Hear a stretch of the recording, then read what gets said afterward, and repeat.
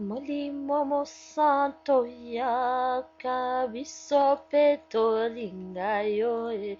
Molimo mo santo yaka, molimo mo santo yaka. Zamberangu ya yaka, zamberangu ya yaka. Ekoro Yesu yaka, ekoro Yesu yaka. O yaka lelo yo yaka. Yakalelo kitayo sala yakalelo yo. Ona méditation ya lelo. O yakalelo yo yaka na partage lelo.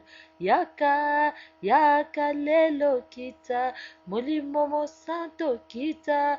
Molimo mo santo kita.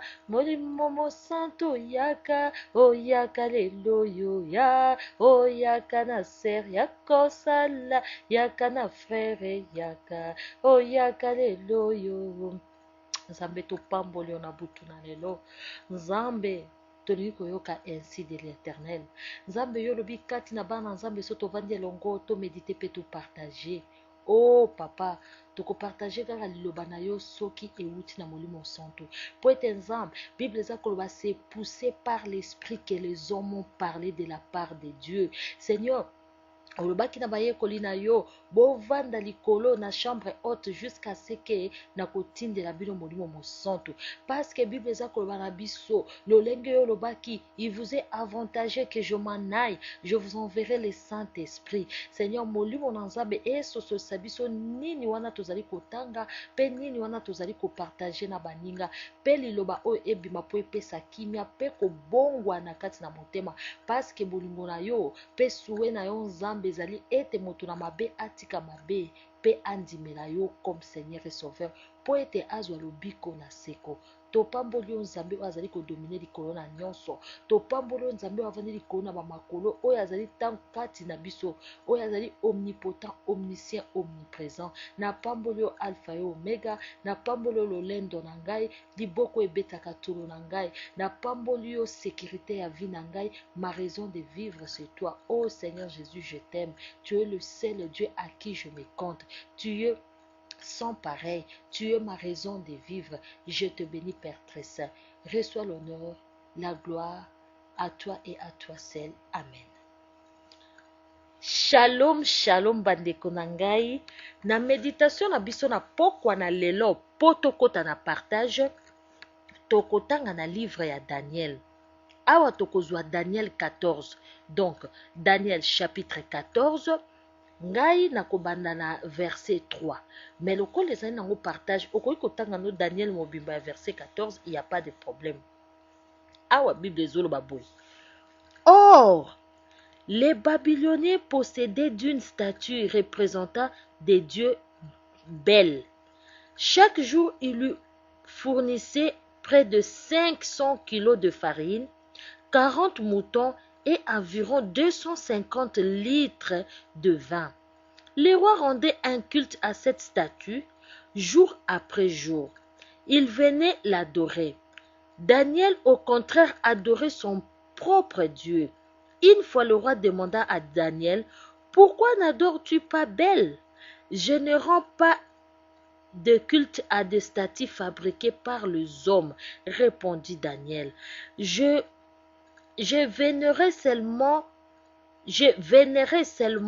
le Dieu vivant qui a créé le ciel et la terre et qui détient le pouvoir sur tous les êtres humains. Le roi reprit,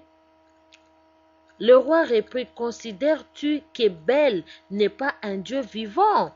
Ne vois-tu pas tout ce qu'il mange et boit chaque jour? Daniel s'est mis à rire et dit, que le roi ne s'y trompe pas. Ce Dieu est fait d'argile, à l'intérieur de bronze. À l'extérieur, il n'a jamais rien mangé ni bu.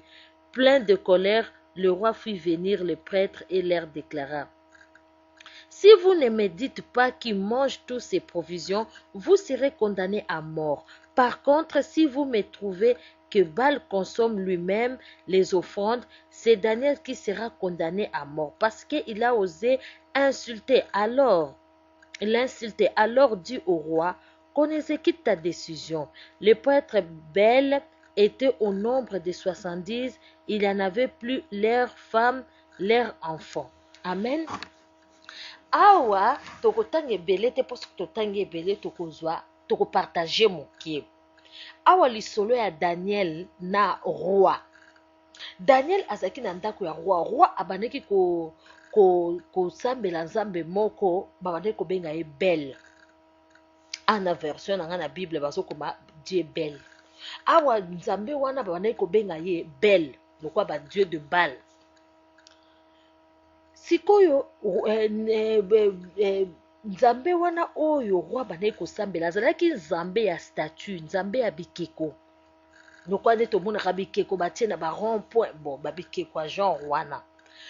Nzambe roi wana abandaki roi ya Babylone abandaki kofukamela nzambe wana. Nzambe wana babandaki kotiela ye mikolo nyonso 250 litres ya vin. Babandaki kotiela ye ntango nyonso 5 kilo ya farine et 500 kilo ya farine. Soi-disant, bayekoli donc tokolo ba disciple ya roi ya Bal wana et ya Dieu de nzambe bikeko wana babandaki kokosa donc ba prophète totolo ba prophète bikeko wana babandaki kokosa roi ke ekeko wana aliaka donc babandaki kobonzela mabonza ba offrande ba dîme bazopesa ye. Le contraire badime wana ebandaki kozala kaka ya baprofete wana. Baprofete wana bazalaki na lokuta. Roi azalaki na kati na ignorance. Bandeko, Satan azali penza papa ya malin. Azali vraiment moto ya lokuta. Kokosa ti roi, mokonzi na mboka. Mokonzi na mboka soki pe aza na mayele te akokosama. Mokonzi na mboka soki ayebi parole de Dieu te azali moto kaka ya libunga. Donc ozo komona ke mutu eloko ekeko oyo esalami ekeko oyo esalami pena na bronze na argile oyo eza mabele pe ekeko wana yo lobaki aliaka eza lokolo omoni nzete okende koleisa nzete bato bakomona yo mutu aliboma yango balobi œuvre ya croix ezali folie mpona bato bazali kobebisama ezali folie pour les gens qui se périssent. Donc ezali folie. Bible oyo pona bato mosusu ezalaka folie. Makambo Yesu asala sur la croix. Pona moto ozwa ekeko oleisa ekeko. Ekeko oyo aza même pas na ba intestin. Ekeko oyo donc ba michopo ekeko aza na muchopo te apemaka te aza na monoko te alobaka te yo kende koloba neti eza lokola mwana popi poupée okeno ba poupée aliaka. Tala place père ya masonge amemaka bato. Tala place Satan amemaka bato. Ezaka lolenge bato bakendaka pe pa banganga. Okomona batie ekeko moko wana balobi yo alobaka. Yo pe oza kondima ma sœur mon frère. Bazopesa yo poudre moko obwaka na se ya mbeto. Yo pe oza kondima. Yango Bible eza ba mon peuple périt manque de connaissance. Yango zomona même ba roi oyo bayebi nzambe te. Roi pe azali kokosa mais pas ba prophète ya Bal. Toza komona ba prophète wana tikino na lelo baza kokabola ba mabota. Baza pe kokosa yo o mama na bino azali ndoki. Okokanisa te ke mama na nga bokola nga banana azalaki bébé. Alia ngai te. Kaka siko na komi na mbongo. Mutake na yebisa nga mama na nga azali ndoki, yaya na nga azali ndoki, papa na nga azali ndoki. Ma sœur, mon frère, bososola na ba prophète ya Bal. Ba prophète oyo pe bazalaki awa na kati ya Bible. Bayaki pe kokosa même roi. Soki oyebi parole de Dieu te, soki omeditaka parole de Dieu te, opriaka te, osengaka molimo santo esunga yo te, okokosama. Yango moni bato ba perdre ba bijoux, ba perdre ba lopango, ba perdre ba voiture, likolo ya manque ya connaissance. Tala awa bazokosa Bible eza koloba na Daniel 14 verset 3, balobi boy. Or, les Babyloniens possédaient une statue présentée de Dieu Bel. Chaque jour, ils lui fournissaient près de 500 kilos de farine. Donc 500 kilos de farine, oyo koki koleisa vraiment une partie ya capitale. Bazali kopesa yango ekeko wana mpe aliaka te.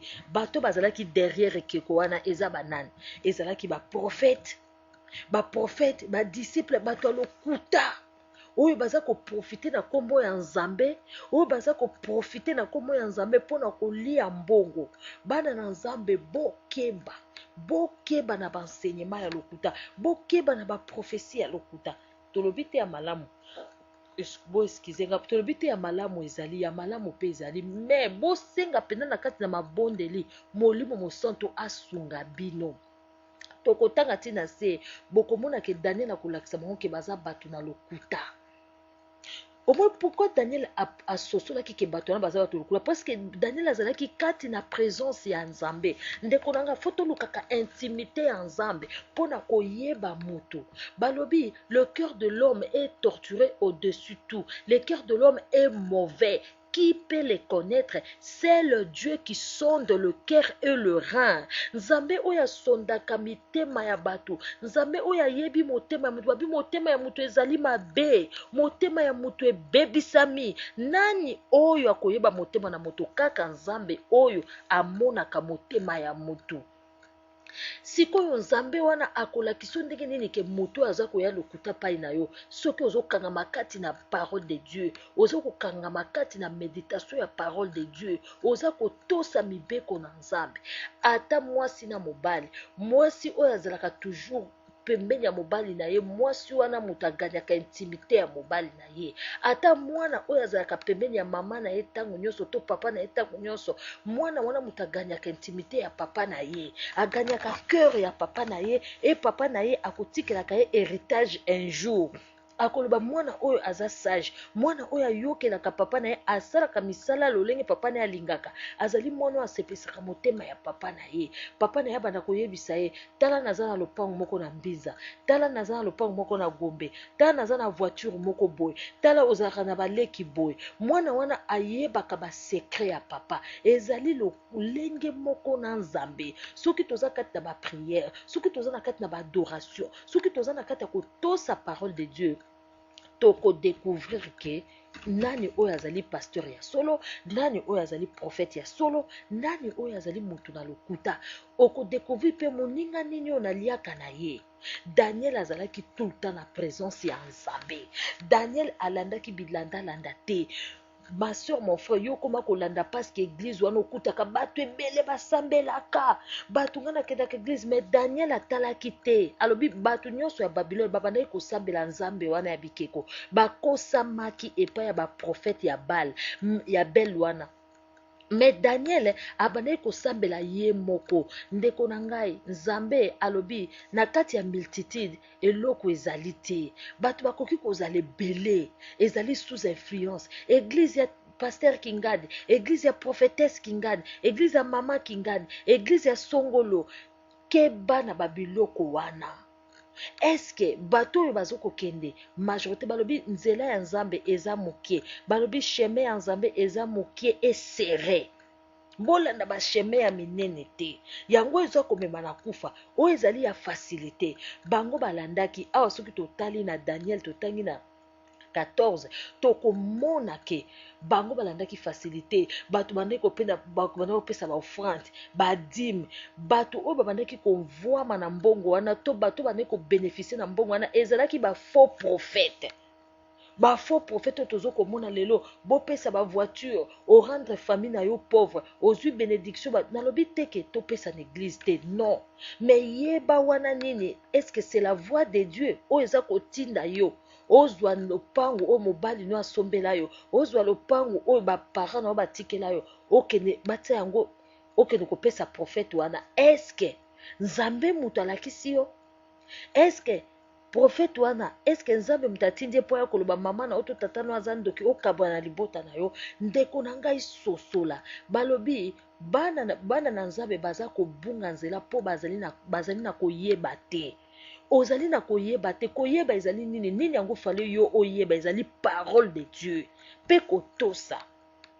Lelo yo makambo ya Daniel bakoma yango kala, ba prophète wana bazalaki pe oyo bakomi na tango na lelo, banganga bazali ko se déguiser en l'ange de lumière banganga baza ko changer le kaka kombo azalaki nganga a changer kombo akomi prophète yo soki ozali na kososola te okoyeba te ba vrai prophète bazali na bango bapaster ya solo bazali ndeko na nga kita yo obongola motema na solo obondela kati na saint esprit topekisi dîme te topekisi offrande te mais okotia yango wapi okotia yango wapi yo kolona wapi eske nayebisa bino siko likambo bato babandeki kolona epa banzambe na bale oyo nzambe oyo aliaka te amelaka te eske bato wana babandeki kozwa lipamboli mpo nzambe ya bale oyo aliaka te amelaka te akopambola mpe yo te mpo alobaka te azali ekeko ezali lokola ma soeur mon frère bayebisi yo ke papa no aza ndoki mama no aza ndoki yo ozwi opesi prophète wana mbongo